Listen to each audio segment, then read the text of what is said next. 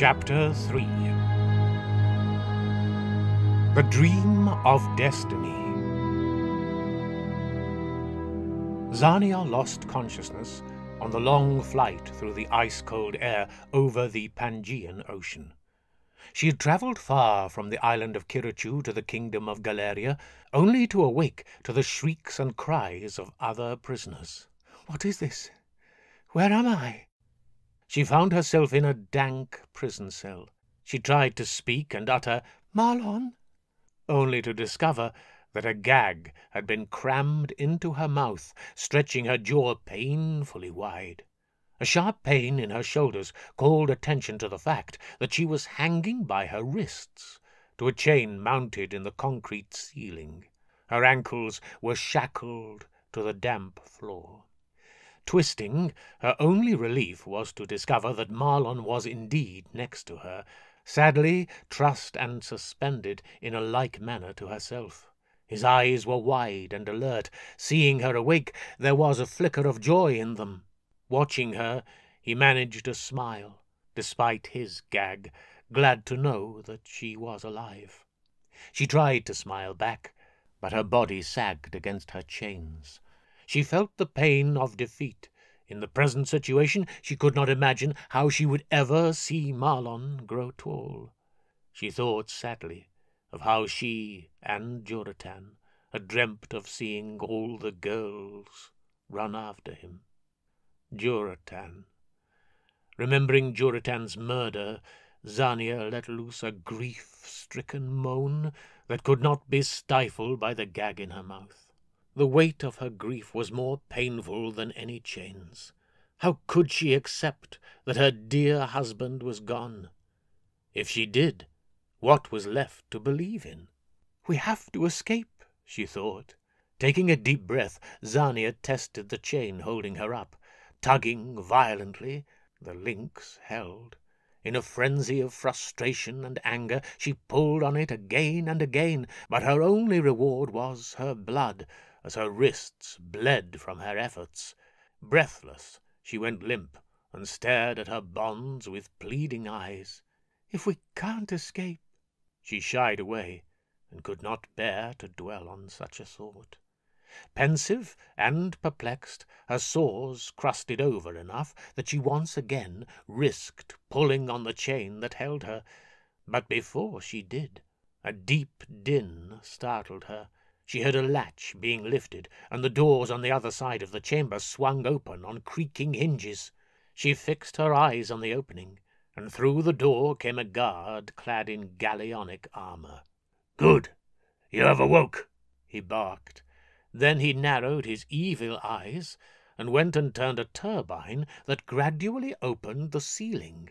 Looking up, Xania saw that a giant, chilling creature was crawling towards them. She imagined herself in the belly of the beast as she discerned by the light of the torch in her cell that a dragon was descending. Both Xania and Marlon moaned and began to thrash like hooked fish, as they thought that they were going to be eaten alive, that this was how they would be put to death. Reaching the ground, the dragon advanced and tasted the air before them with its forked tongue. Its unbearable carrion breath choked all hope from their hearts, but Xania soon realized that it was here to transport them somewhere else, as the guard used a sharp bayonet to prod her and Marlon into a cage mounted on the back of the beast. After locking the door, the dragon crouched and unfolded its huge wings. The thin membranes thrummed as they rushed upwards. They hung there for an instant, looking like two translucent sails. The dragon drove them down, and with a mighty whoosh, it was flung upwards. The air whipped past Xania, snatching her breath away. With 3 smooth strokes of its wings, they were in the sky, climbing rapidly.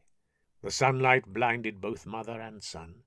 When Xania's eyes had become accustomed to the brightness, she immediately pulled the gag out of Marlon's mouth and hugged and kissed him many times. As the dragon rose higher, she was able to get a view of where they had been imprisoned. She saw that it was a fortress fashioned like a honeycomb, protectively positioned on an island in the middle of a lava lake, and surrounded on all angles by dunes that would dwarf most mountains. They spread to the horizon, like ripples on an ocean. Xania shook her head, realizing that she'd been mad to think she even stood a chance of escape. It was barren and forbidding. Everything about the place was in stark contrast to the colourful, lushly vegetated island of Kirachu. The white-plumed beast swept its tail to correct its course, turning southwards, away from that dreary wasteland, and towards a completely different landscape. Straining its wings, the land sped past as if it were being pulled out from under them. Before long, a golden, silverish structure cracked the skyline by painting the horizon with what seemed to be turrets upon turrets. Although Xania had never been away from Dycentia before, she knew, based on what her late husband had told her, that this city was the land of Galeria's capital, named after Galaroth's father himself, Galgangstinople. At first appearance, and even upon further examination, it appeared to have been built from the outside in, with smaller structures on the periphery, and the architecture getting higher and more grandiose as it encroached upon the centre of the city. Every building was embellished with statues and scrollwork. Every available plot of land had been built upon, which explained the height of the towers. The sky was the only space left. There were towers built on top of towers, it seemed, with the highest structures connecting with each other by a network of bridges. Even in her pain, Xania looked at it in amazement, never having seen anything like it in her life. As they flew closer, she could see that the immense towers were strangled by canyons of clouds and thick mats of moss and ivy. Towers so huge that their crowns were pyramidical towns, entrenched into the ground by pillars of pearl sculpted into the likes of Galionic paladins, each one standing 50 feet high, proudly bearing the weight of these glorious citadels that had windows that were as tall and as wide as castle gates, doors like the mouths of underground caverns, and walls that were as threatening as the faces of cliffs. It was impressive, but frightening, and Xania's blood went cold as she considered being taken to the very heart of Galgangstinople, to the tallest tower of all, a tower that she guessed was at least 1,000 stories tall, as its 5 flagged spires stabbed the sky and bled Gothic grandeur. Drawing ever closer, the finer details of this stunning structure gained more definition, and as a result pierced the piety of even a dignified Dycentian like herself, and, for a moment, made her want to be Queen of Galeria. Such was the magnitude of the mansion, and how heart-corrupting it was. The smallest spire was crowned with 3 golden colosseums, stacked on top of one another like a tiered fountain, and the spire was not at all plain. Everything was elaborated and symmetrical, and the crowning colosseum was coroneted with a carouse club, surrounded by a maze of a most potent herb, with fruit trees and honey-spewing springs. Xania could almost hear the music Galaroth must play when he dances on this stage in the sky, under the starlight. This was certainly a palace from paradise itself, and it seemed to Xania that the only way in or out was via the sky. She had to remember that her visit was not worthy of awe or respect. She was being brought as a prisoner. Worse, a prisoner of the one who had murdered her husband and love. She steeled herself for what was to come, and she was resolute that she had to appear before Galaroth in the fullness of her strength and beauty. The white dragon dived down with its wings outspread, parachuting onto a red carpet through an opening at the top of the tower, and landed on its rear legs in King Galaroth's throne chamber. Its powerful muscles rippled as they absorbed the shock of impact. It then dropped to all fours and skipped a step to keep its balance. Hemmed in by hulking cherry and apricot trees at the far end of the open hallway, the wicked, wizardly warrior king was waiting there, impatient and in the midst of a living orchestra, as little singing birds, bears, badgers, rabbits, wolves, stags, squirrels and stoats, foxes and frogs, toads and tortoises, with shells in the shapes of castles inhabited by treelings, amused him while he stroked the hair of a royal who rested her head on his left knee.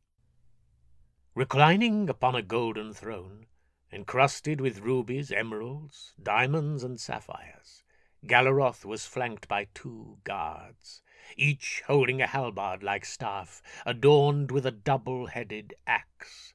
His feet rested on the statue of a golden eagle poised to take flight, a similar statue to the one cresting the tower's topmost spire.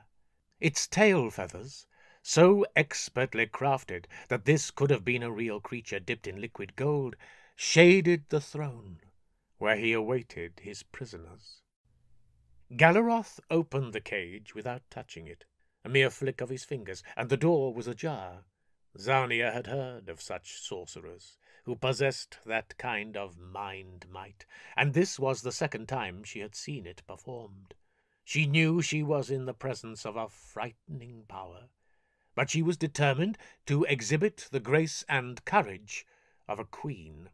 She hugged Marlon and whispered in his ear for him not to worry. Then she stood, still and silent, inside the cage, waiting for the guards to drag her out, which is exactly what the 4 guards did, tearing Marlon from her arms and then forcing her to her knees before their king. She tumbled forward on the white marble floor, close enough for Galaroth to lean forward and grab her by the hair. Welcome to Dynasty Towers. Long has it been since a guest as distinguished as yourself has graced us with their presence. My mind has been occupied elsewhere, but I assure you, from now on, I shall not neglect my duties as host. His voice was low, rich and beguilingly commanding. It seemed to kiss her skin, like a soft breeze enticing her. Her skin crawled, realizing that despite his devilish deeds, the seductive lilt in his voice made her desire him as a friend. His manner was much different than the man who roared as he took Joratan's life. Engrossed in the thought of how to conquer the heart of this monster, Xania felt the weight of doom and destiny descend upon her. She struggled to lift her heart and put up an honorable fight. "Do not speak to me with that foul tongue of yours, Galaroth. It is not fit to utter my name." From whence did such courage come? Her grief? Her love for her husband and son? "It does not matter that my husband is gone. The gods will come for you, to avenge his death and my capture." Oh, your gods will come for me, you say. Come for me. With what army? "An army of angels," Galaroth chuckled. An army of angels? How I would love to see that.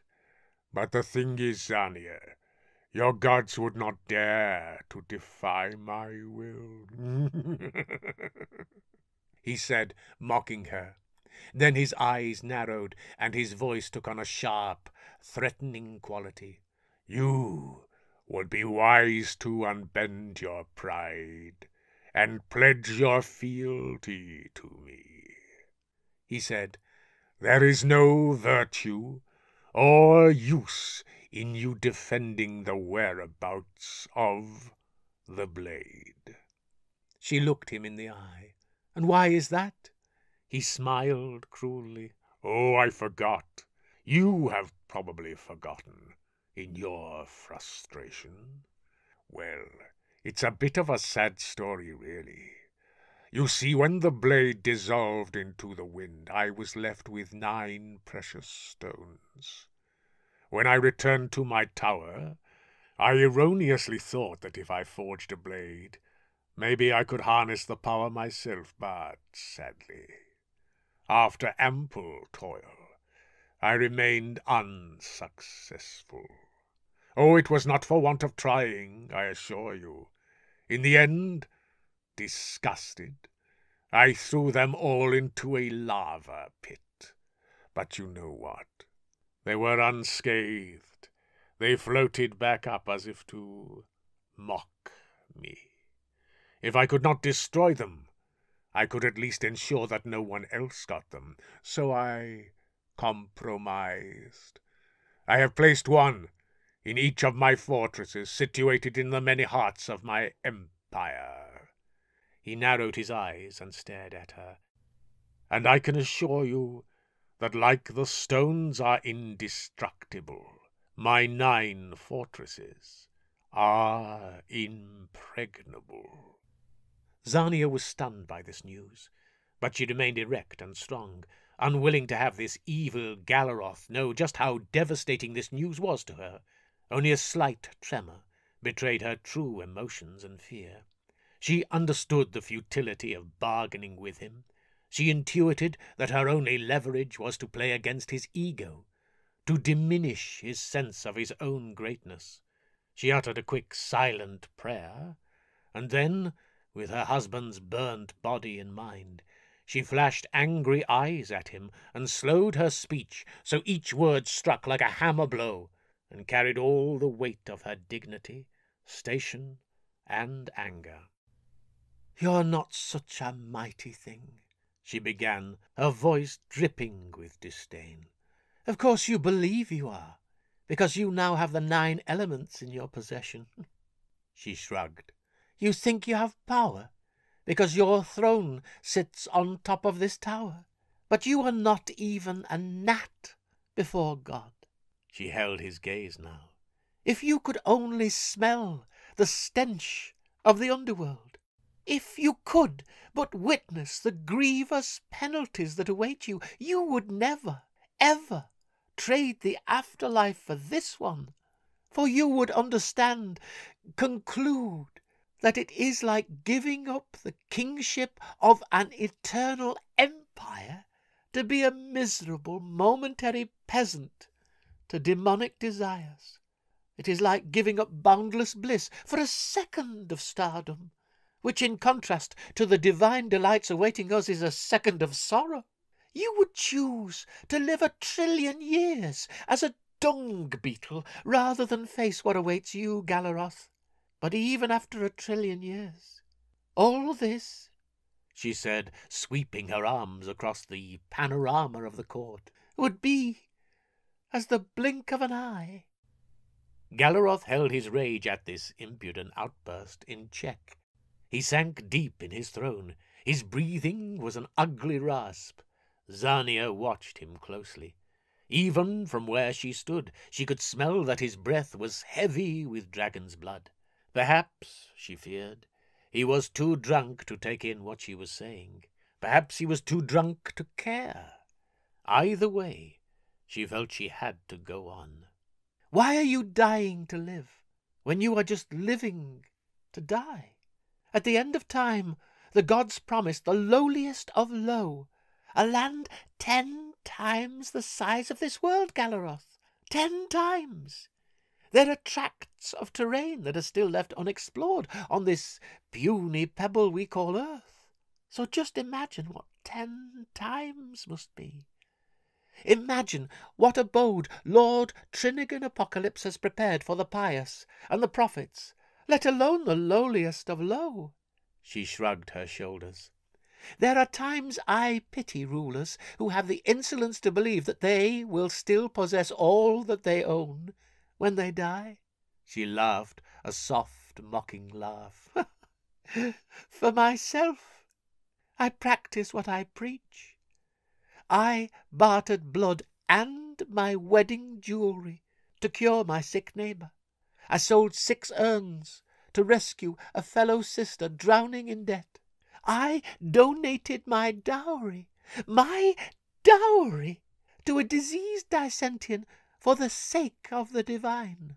Now you must be thinking that I have a heart of gold, she said, keeping her eyes on Galaroth. She shook her head. I don't have a heart of gold, Galaroth. Trust me. I pity the altruistic, but what I do have is a heart of understanding. That is what I have. The understanding that the sky is not the limit.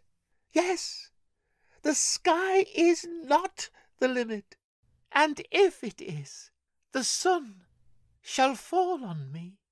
This is God's promise. We have our own worlds waiting, where every little thing we do will be epic. And yet you still think you're a king. She shook her head, appalled. You think you're rich. Well, you are poor. You think you're dressed. You're naked.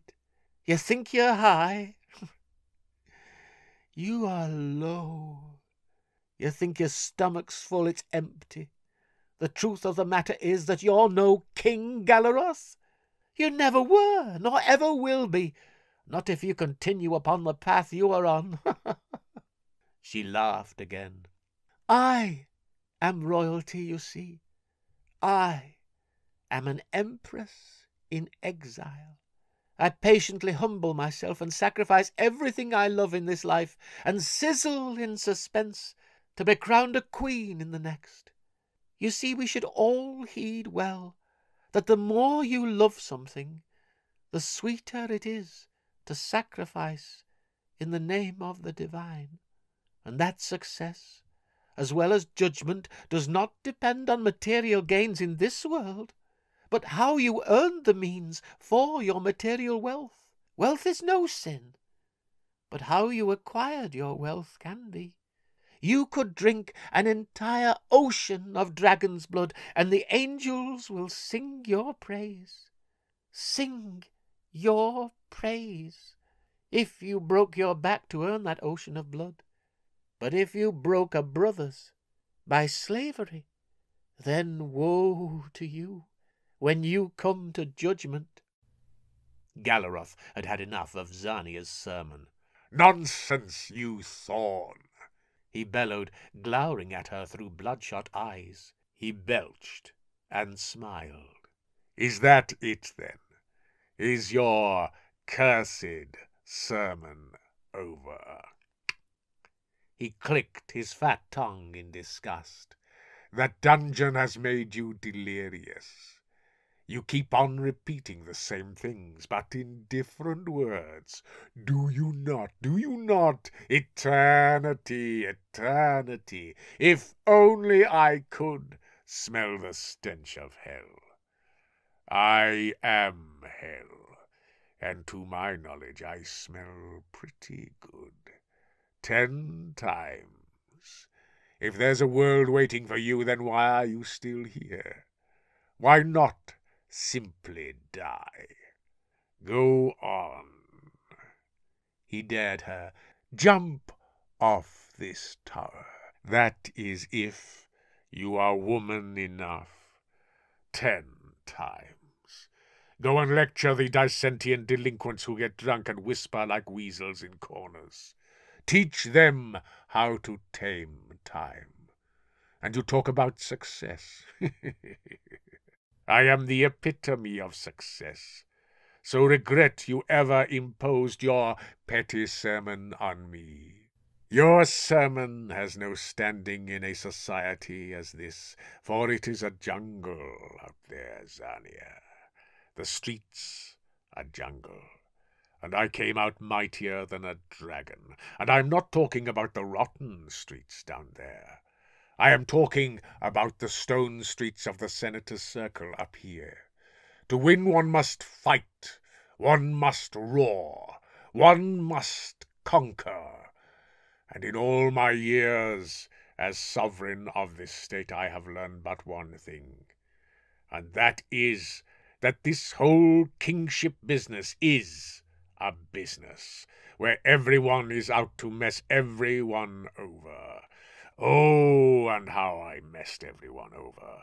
I am but 23, and I have this building beneath my feet, and I have seen a lot of things in my life, but never before has there been one like me. Enough with your foolish piety. You know and I know that the whole world wants to be me. And do you want to know why? Because I tower taller than most Galarians, have the eyes of a falcon, and features so fantastic, my face is fabled. What's more, I have the mind of an architect, and a voice like that of an angel's, and, he added, although it wasn't necessary, I am more devious than the demons themselves. For every hamlet I quake, every pulpit I take, I leave a smoking crater in my wake. So, foolish woman, respect me. I have earned my throne. I have murdered my mother, my father, even my entire family, and my ascension to the throne was not political intrigue, but brutality. Bloody. I engineered an empire at the tender age of 16. My father simply laid the foundations, and I rolled the dice with death and won, and hustled as if there's no hell, for I crushed kingdoms, and devised the death of a dozen dynasties, and in due course I bloody well cooed my way to the top. Oh, I worked. I bled, I suffered, I made history for the filth I did. And my feats would leave the angels themselves in awe of this monster, your god allowed to flourish. I have worked, he said, leaning forward, worked my crown off. And now you have the audacity to come before me and fracture the very fibre of my existence by lecturing me about piety, about success and the world to come. You tell me to feed the poor. I'll feed them my foot, and I'll be generous as well, because they won't have to buy the vinegar. Zania laughed. Worked your crown off? You might convince yourself, but not me. You inherited your wealth and your power. His eyes glistened. Ah, but consider what I did for my inheritance, he said. I framed my own mother for kicking my father off this very tower. Now, if that's not working my crown off, I don't know what is. Now, he went on, pointing an angry finger at her, do not ever talk to me about death, darling. Do not ever dare to talk to me about death. I don't plan on dying any time soon. As a matter of fact, I don't even know if I'm going to die. And even if I do, who knows? Maybe I'm coming back. Maybe medicine will progress to such an extent that it'll solve the whole issue of death. And believe me, I'm working on it. I'm funding the field of chemistry. Chemistry is so sophisticated these days that I believe my army of alchemists and warlocks are on the precipice of achieving the new Gallionic goal. The goal to see death die. Yes, the death of death. What a sight that would be. We don't have to die. We have enough gold in the coffers. We don't even have to die. The point I'm trying to make, Zania, is that you cannot be pious and be successful. And I have no interest in piety if that is the choice. You see, my forefathers were pious. So pious that they envied the angels, but the desert made them pant like dogs. But if you're ruthless, like me, you make the desert itself pant like a dog. So who's the successful, the meek or the malicious? Do you really think I want to hurt the humble? Do you really think I want to murder the munificent? No. I merely want to feast on the fear in their eyes. I want them to squirm and beg for their little lives. Is that really so wrong, Zania? I do not think so. I do not think so because you're trying to say that even though I have the known world perched on the tip of my index finger, I won't spin it. I won't spin it. I won't spin it. Are you mad? Are you mad, Zania? Mad enough to think that I would leave, living every man's dream, and fear the gods no soul has ever laid eyes on? Every man's dream? She asked, challenging him. Do you really want to know?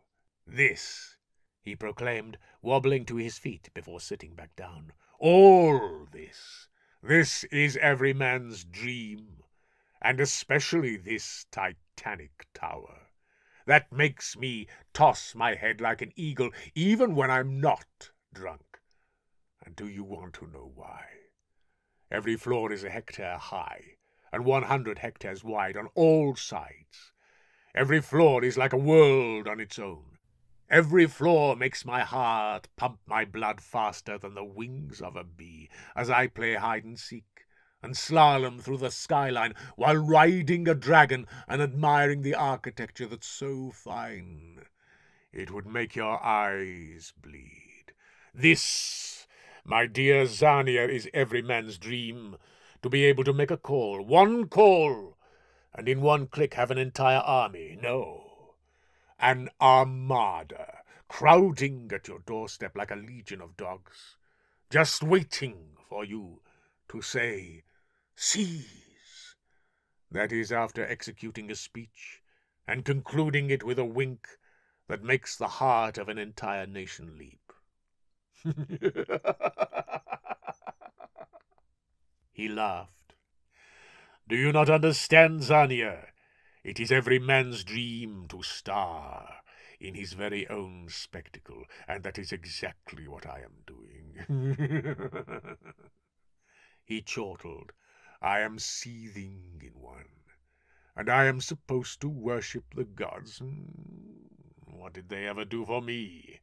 Other than filling my body with blood, all they gave me was grief. Galaroth gloated, so bloated in his ego that he did not comprehend the extent of his ludicrous lies. Would you ever abandon such a position for some make-believe, promised paradise? He snorted. I didn't think so. You think you understand me, don't you, Zania? You think I am a hazehead, a deluded drunk? Yes, I can see in your eyes that is what you think. You think I am no different than any other tyrant. But you are wrong. I am not deluded. I know exactly what I am doing, and I know exactly where I am going, and forget burning 1 billion years. To keep this crown on my head, I am prepared to blow and reform until time without end ends. And you want to know what else? I don't care. I don't care, Zania. I just don't care. He sat back, and his chest heaved in and out with the exertion of his emotion. He eyed Zania closely as he lifted a solid gold toothpick and began to poke at his teeth. I really do not understand why people like you submit your soul so assiduously to the covenant of the gods that exist only in your imagination. He laughed. To tell you the truth, there is a part of me that longs to die and see your so-called gods. For in my opinion, Zania, it is illogical for your gods to even exist. For who created them, and from when were they there? So, he went on after a moment, I would advise you to accept your destiny. He smiled a lascivious and horrible smile. I am sure you know that from the moment I laid my imperial eyes on you, I wanted to make you mine. You were a fool to wed Juratan, whom I defeated with exceptional ease, and for whom I would advise not to waste another precious moment fretting over. What was he? A wizard? Hardly. More like a fool, and a weak one at that, to create a blade he could not even lift. Galaroth shrugged. But what is past is past. It is only the future that matters now. So I ask you with all due respect, Zania, forget your son. Forget your spouse. Forget your world, and come into mine. It is a magnificent world, if only because I rule it. He smiled then, a smile that was so hideous that it made her want to turn away.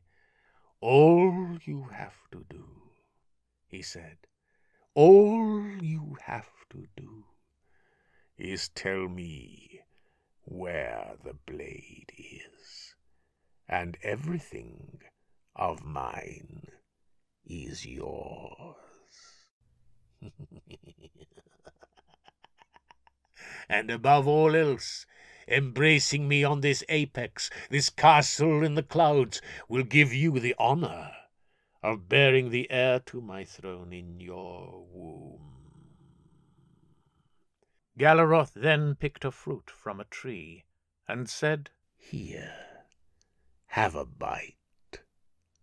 Zania had heard as much as she could stand. Facing him, she crossed her arms, and eyed the fruit he extended toward her. It is no doubt poisoned, she pronounced firmly. As for your offer, I have no doubt that my womb will rot and die in my body if I were to burden it with your sordid seed. You dirty demon! How dare you ask me for my hand in marriage? I'm probably older than your mother. And how dare you degrade the dominion of the divine with your way of life? And you call this paradise? It is no paradise. It is hell on earth. Paradise, the real paradise, has far greater delights than what you're offering me. And you are arrogant, Galaroth, too arrogant to accept the fact that the gods are beyond our mere mortal understanding. You ask, when were they there? They were there when time itself was born. They created time. They taught it how fast to go, and not to ever tarry for the likes of men.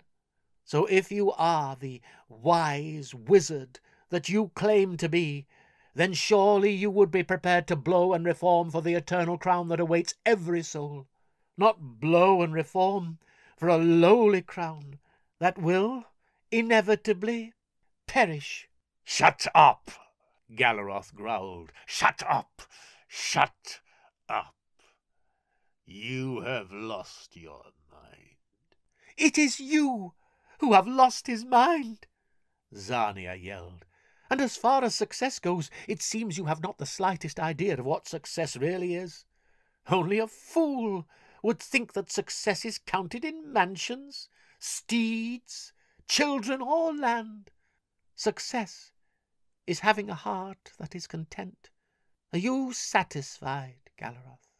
I look at you, and I see an unhappy child. You're fidgeting on a throne that crowns the clouds. You're clad in a cape that has enough fleece to clothe 20 paupers. You have a chain around your neck that could easily be the leash of a baby dragon. You have precious stones on every finger that outshine the distant stars, and a crown that could feed 50 families for 50,000 years. All very impressive after a sword. But if that's what you consider success, then you don't know what success is, and you never will. But let me not allow you to wallow in ignorance. Let me admonish you once again. Success is abolishing arrogance, pulverizing pride, eradicating evil, envy, and hatred from your heart. Success is humbling yourself in front of those who otherwise would be humbled. Success is sincerely smiling at the success of others, sacrificing the things you love and praying for the forgiveness of those you loathe. Success is, if it comes down to it, you are satisfied with just 2 sets of clothes, eating on the floor, and genuine worship. Success is having integrity, sharing words of wisdom, avoiding trivial arguments, and softening your soul by wishing for your arch-nemesis to be your comrade in your everlasting abode. Success is dying to die while veiling yourself from vice. Success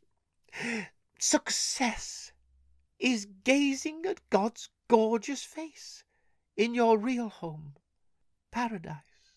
Galaroth's knuckles whitened as he gripped the cape around himself.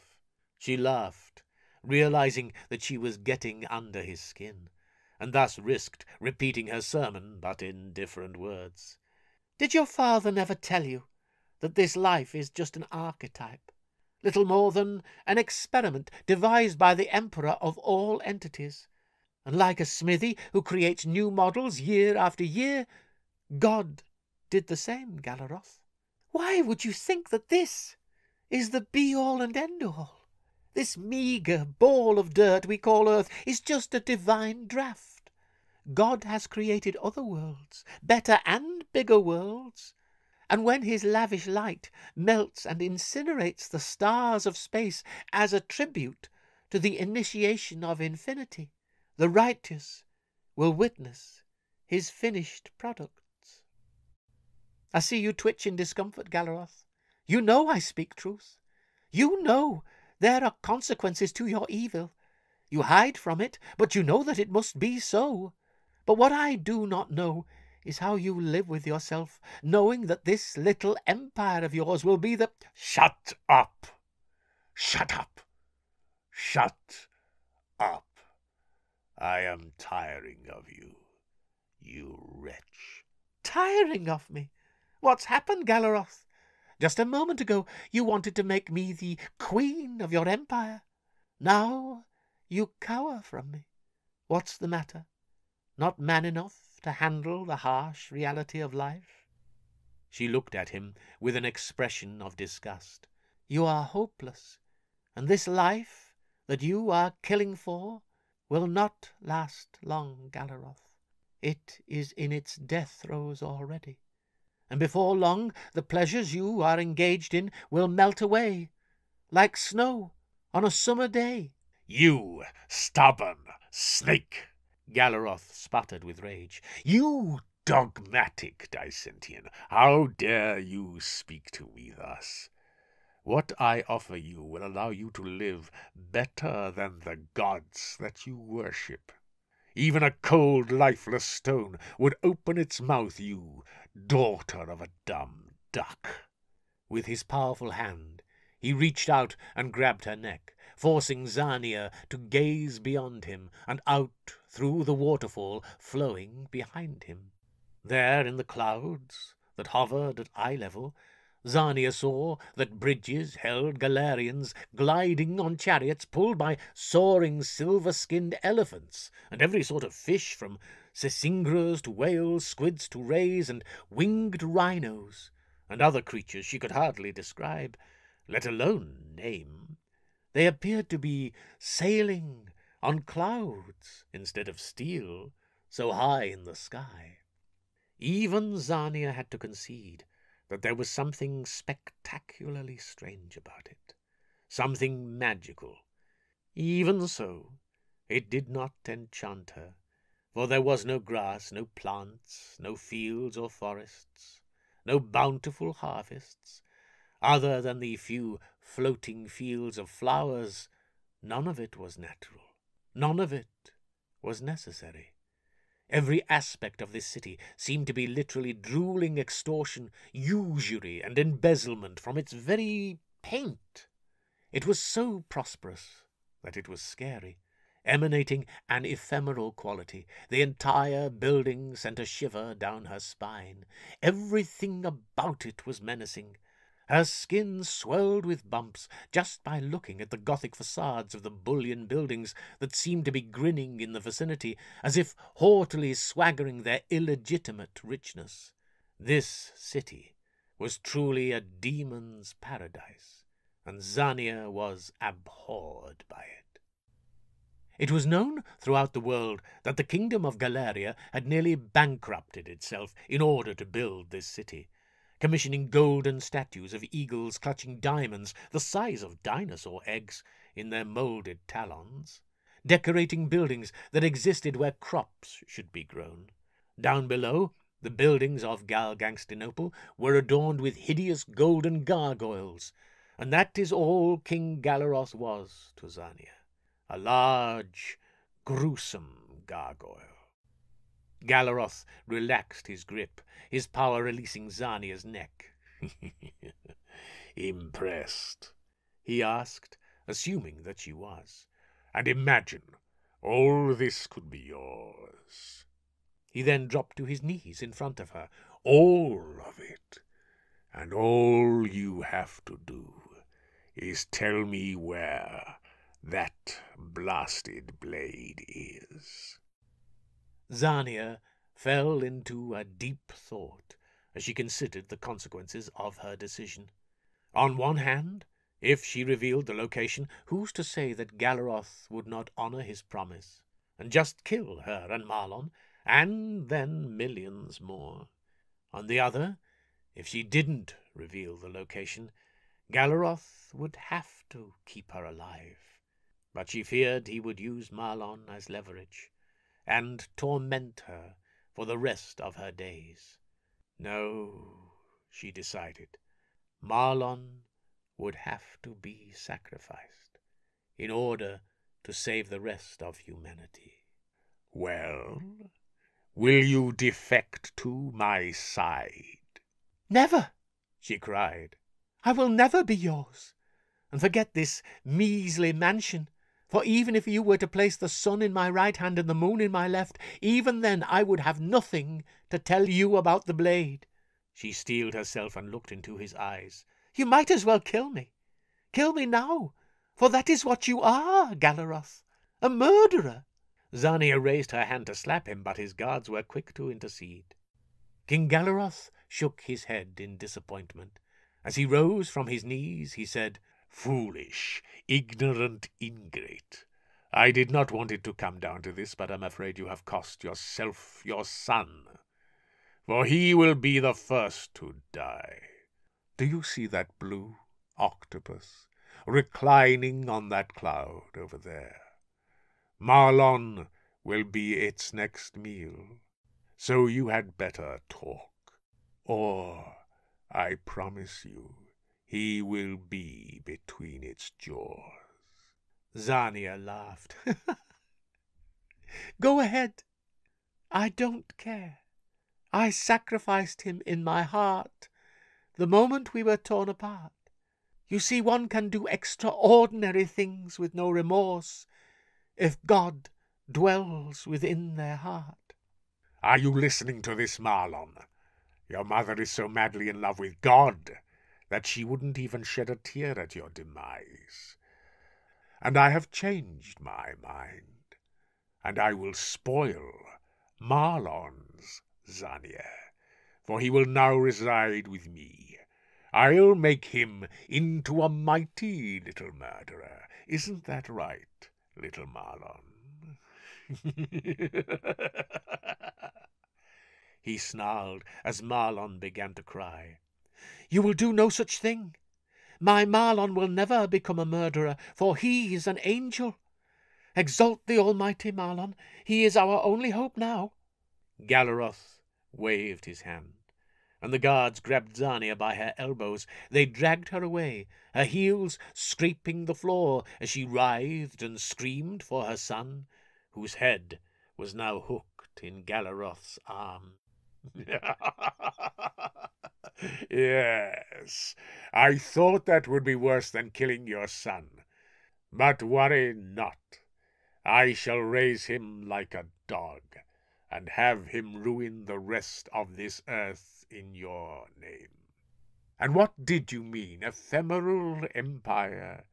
Galgangstinople will live as long as this earth endures, and if the good die young, then I am sure to live forever.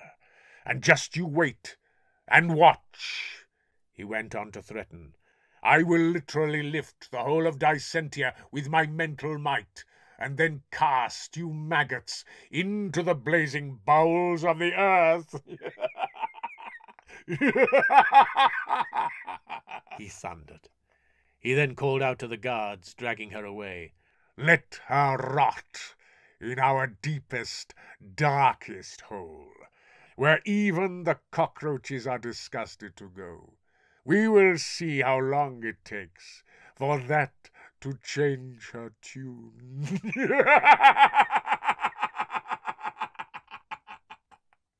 He laughed loudly. And if that does not work, I have other ways of making you mine. He began to laugh then, louder and louder, until the elephantine double doors did little to contain his maniacal laughter from escaping the courtyard.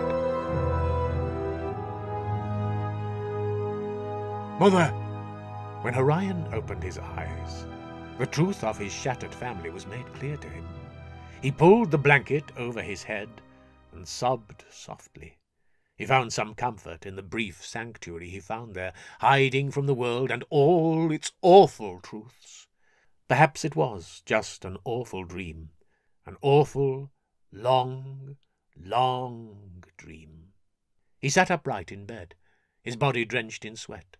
Around him the room was dark, a coolness pervaded the air. He felt fear in his soul as premonition gripped him, telling him that something tremendous was to happen that night. He turned toward the window. He could see that the deepest night was past. If his premonition was right, whatever was to happen would happen soon. He remained still as a deer in a clearing, thin shafts of moonlight seeping in through the cracks in the shutters. It was all so silent, so eerily silent. And then, suddenly, a squall burst open the door of his room. The wind howled and ran in circles like a whirlwind.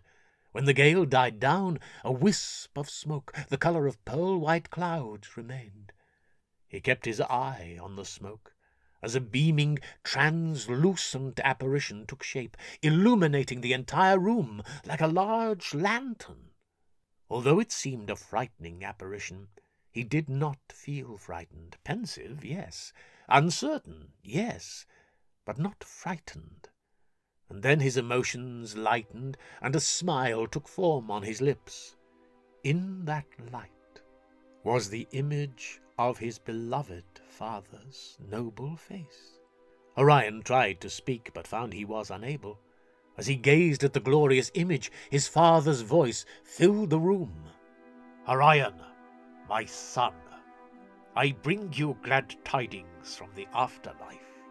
I heard you call God Almighty that night at the funeral pyre. I was correct in assuming that the defect in the Dycentian blade was a result of the gods being concerned over how much power it contained. Yet they saw how bravely I died, and as a result have revealed to me many of their secrets. They have imbued the Dycentian blade with powers of their own. It now rests soundly in a piece of stone in King Hemlington's castle, as I had originally planned. The person who wields it must first prove himself worthy. If you are to be this person, the strength you need can be found only in Mount Apocalypse. It is there that you will undergo testing. The three gods of this universe and beyond dwell on the zenith and guard the power you need. The god of evil, Jillic Apocalypse, the goddess of good, Serenade Apocalypse, and the lord of all creation, Lord Trinigan Apocalypse, who is the crown and trophy of the timeless kingdom, will descend from the heavens to meet you there. If you prove yourself to this trio, they will give you the power to wield the Dycentian blade. Mount Apocalypse is far from here, on a remote island, off the coast of the lands of Galeria itself. After you have completed 18 years on this earth, you will be ready. At any midnight after that day, stand on the summit of Kirachu Island with only your weapons. You will travel to Mount Apocalypse in a celestial sphere that will provide you with nourishment and rest during your long journey. The gods will be expecting you. His father's voice then seemed to grow weary and emotional. I have given you all I can, my son. The rest is up to you. With that, Joratan's light faded away, and his voice went silent. Horian remained unmoving, stunned by what had just occurred. His heart was erupting with emotion. He had seen his father again. He had heard his voice. That blessing would have been more than he could understand. But the message his father brought was even more incredible. How could it be, he wondered, that I am so special that Lord Trinigan Apocalypse himself sent the spirit of my father to guide me? At that moment, with that realization, he was so suffused with joy that the light within him could have lit up the room like his father's image. He looked up and smiled at the ceiling with an expression of absolute joy and humility.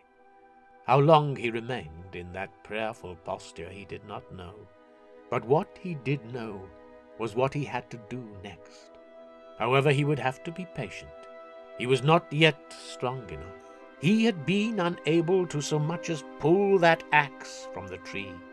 He would have to bide his time and be patient and brave. You too must be patient and brave, mother, Horian whispered into the cold night air.